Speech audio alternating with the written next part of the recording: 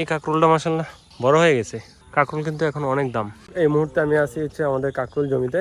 জমিটা এই বছরের নতুন চাষ হচ্ছে কাঁকরোল। প্রত্যেক বছরই আপনারা জানেন আমি কাঁকরোল চাষ করি।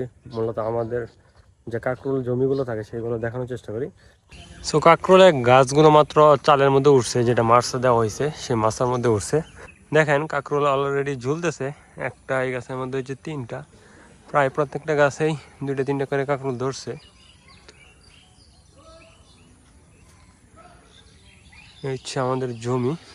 এটা হচ্ছে নতুন জমি। গত বছর যে জমিতে কাঁকরোল ছিল এটা সেই জমি না, এটা হচ্ছে নতুন করে আবার লাগানো হয়েছে।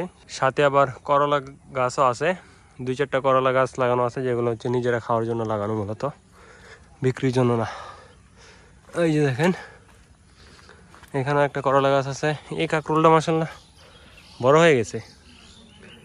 কাঁকরোল কিন্তু এখন অনেক দাম, প্রায় 100 টাকা 120 টাকা কেজি।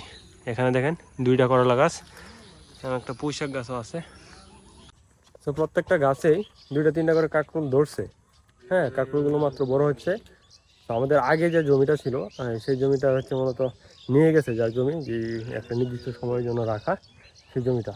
তো এই জমিতে হচ্ছে কাঁকরোল চাষ করা হয়েছে, মাত্র মাথায় উঠতেছে। কাঁকরোল ধরলে আপনাদেরকে দেখানোর চেষ্টা করবো। এবং মাশাআল্লাহ জমির যে গ্রোথ সেই গ্রোথটা ভালো আছে। তো জমির গ্রোথগুলো ভালো এবং চারাগুলো খুব সুষ্ঠু এবং সুন্দর আছে। হ্যাঁ, আশা করা যায় এইবারও ফলনটা ভালো হবে।